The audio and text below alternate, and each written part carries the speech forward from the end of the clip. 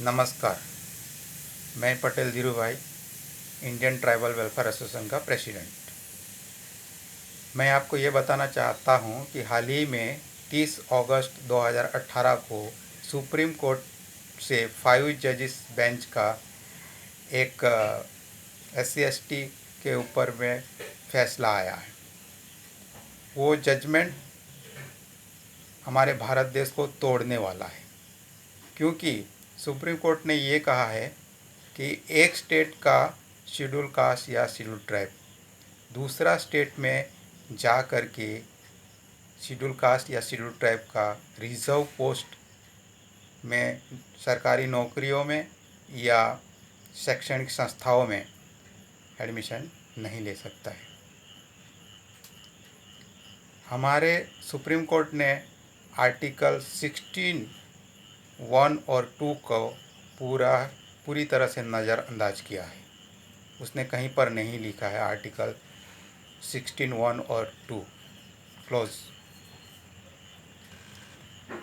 दूसरी बात, जहाँ तक शेड्यूल कास्ट और शेड्यूल ट्राइब का है, तो आर्टिकल 366 क्लोज 24 और 25 में शेड्यूल कास्ट और शेड्यूल ट्राइब का डिफिनेशन दिया हुआ है। तो वो डिफिनेशन को कंप्लाई करते हुए शेड्यूल कास्ट और शेड्यूल ट्राइब का स्टेटस मिलना चाहिए।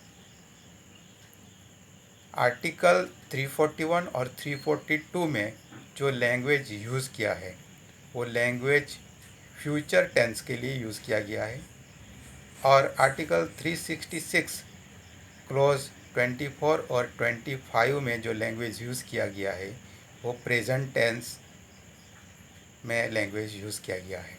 मतलब जो एक बार शेड्यूल कास्ट या शेड्यूल ट्राइब आर्टिकल 341 और 342 के तहत स्पेसिफाइड हो जाता है, तो वो संविधान के लिए शेड्यूल कास्ट या शेड्यूल ट्राइब माना जाता है।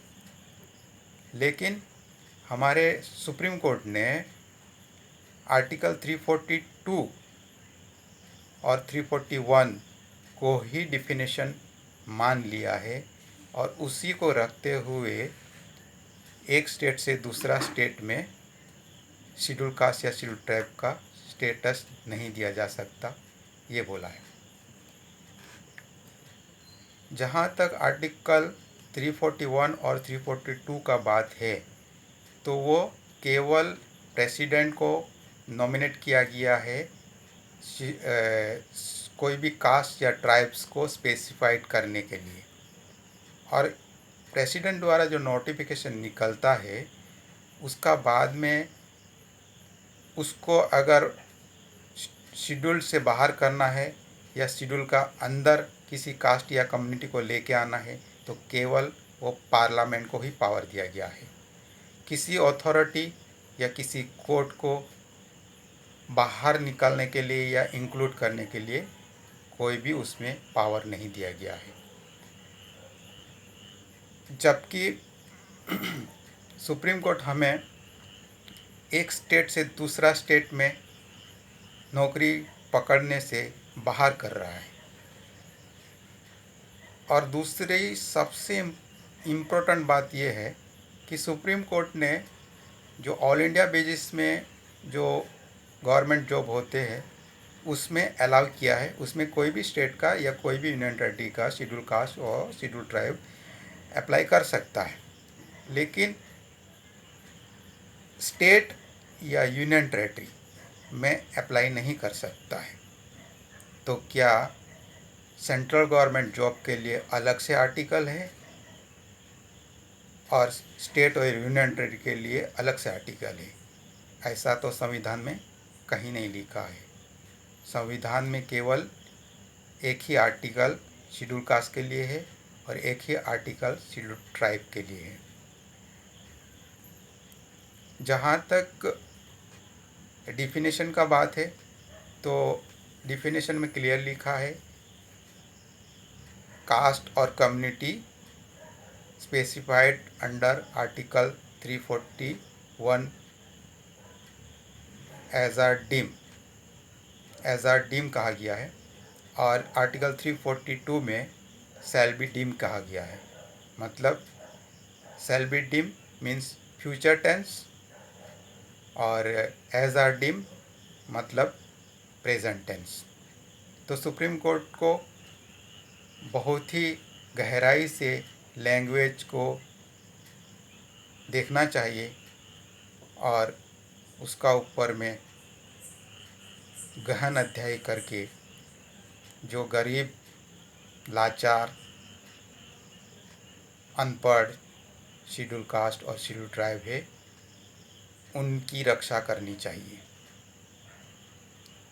हमारे देश में जो लोक लाड़ीले प्रधानमंत्री है श्रीमान नरेंद्र मोदी, उसने एक बार कहा था कि, एक बार नहीं बहुत बार कहा है उसने, कि एक भारत श्रेष्ठ भारत। तो अगर सुप्रीम कोर्ट इस तरह जजमेंट देगा तो हमारा एक भारत नहीं बनता है। हमारा भारत अलग अलग राज्यों में, अलग अलग यूनियन टेरिटरी में खंडित हो जाता है, और हमारे शेड्यूल कास्ट और शेड्यूल ट्राइब को एक स्टेट से दूसरा स्टेट में नौकरी पकड़ने के लिए रोक रहा है। ऐसा नहीं होना चाहिए। हमारे संविधान में केवल एक ही शेड्यूल ट्राइब और एक ही शेड्यूल कास्ट माना गया है। इसीलिए तो आर्टिकल 335 में क्लियर कहा गया है कि मेंबर ऑफ शेड्यूल कास्ट और member of schedule tribe means या तो शेड्यूल ट्राइब का मेंबर हो सकता है या तो शेड्यूल कास्ट का मेंबर हो सकता है। स्टेट वाइज शेड्यूल कास्ट या union territory wise schedule caste या शेड्यूल ट्राइब नहीं हो सकता। अगर स्टेट वाइज शेड्यूल कास्ट या स्टेट वाइज शेड्यूल ट्राइब माना जाता है तो हमारे देश में शेड्यूल कास्ट और शेड्यूल ट्राइब का हर स्टेट जितना भाग हो जाएगा। मतलब भारत हमारा खंडित हो जाएगा। ऐसा कभी नहीं होना चाहिए। जय हिंद, जय भारत।